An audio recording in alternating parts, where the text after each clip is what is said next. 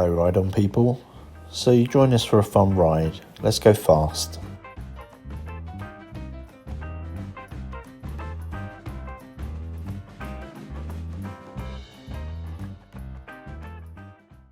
And let's slow it down a bit. So this is a freezing cold winter's day and we're out and about. There's Jerry on the BMW GSA and Bill on the Multistrada V4S, and not many of the crew wanted to ride because, well, it's freezing cold basically. Freezing cold January day. But I mean, look at the sunshine, the blue skies. Look at the empty roads. Look at where we are. How could you not want to get on your bike and ride? Okay, it's a bit chilly, but you know what? We got heated seats, we got heated grips, we got heated grips. I said that. We got heated gloves. That's what I meant. Heated seats, heated grips, heated gloves.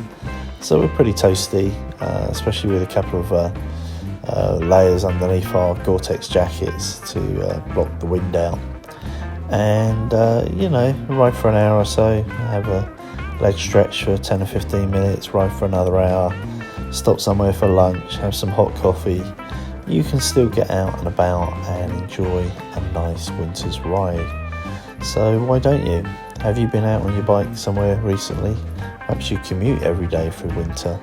Let me know in the comments where you ride in the cold weather months and where you go to basically. So we always ride. We try and ride all year round if we can, and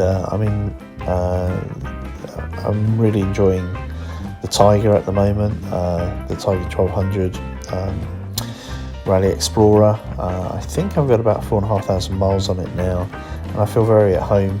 The tyres are wearing quite well, and I'm enjoying the agility of it and its comfort and the sound and feel of its engine. It's a lot of fun basically, and the ride quality is also very good. You definitely notice the height if you have to, when you get on and off the bike, and you definitely notice the weight if you've got a full tank of fuel, because you know, like a GSA or a similar bike, a Rally Multistrada for instance, with the 30 litre tank, around 8 gallons of fuel on board, if you've got to push that thing, you will notice it. But you know, as the saying goes, or the cliche goes, you get on it and you move away and all that weight disappears. So if you're long in leg and you're used to heavy bikes, it's not really an issue, other than you know, if you have to push it around to clean it or maintenance or whatever in your driveway. But on the whole, not really an issue. Once you're underway, it feels well, you know, it doesn't feel light, but it doesn't feel heavy either. It's quite agile and it's surprisingly manoeuvrable. I'm quite enjoying the standard tyres, the MkII, which are quite cheap to buy and quite plentiful and seem to last fairly well. I had heard that they go off after 1,000 or 2,000 miles, and the grip is not quite the same, or they feel a bit tippy or flat. But I haven't noticed that personally. It's been totally fine, and I do a mixture of kind of fast freeway and fairly fast twisty stuff on the bike, but the tyres seem to be wearing fairly evenly, fairly smooth. Not really having too many problems with the Tiger at all. The key fob occasionally wants me to turn it on and off again if I've been away from the bike for a little while.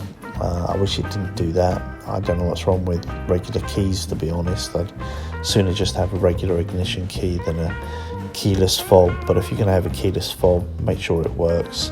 Something like Harley Davidson's ones always work extremely well, I find.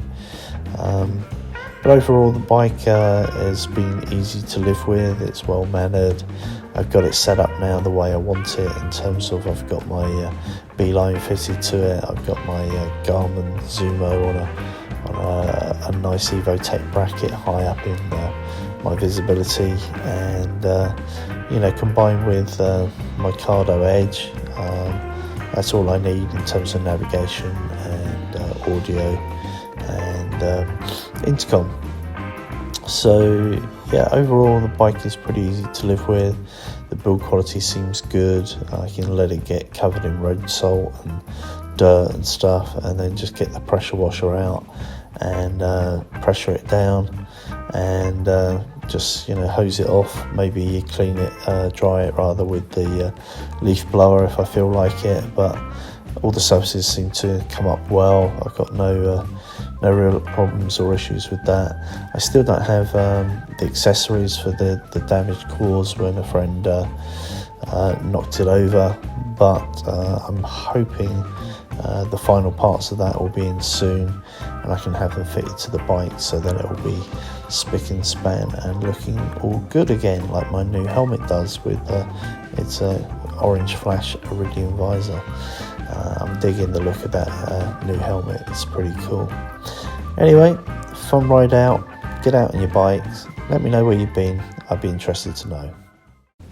Hey you, if you want to become one of the Ride On people, don't forget to subscribe. Ride often, ride carefully, ride on.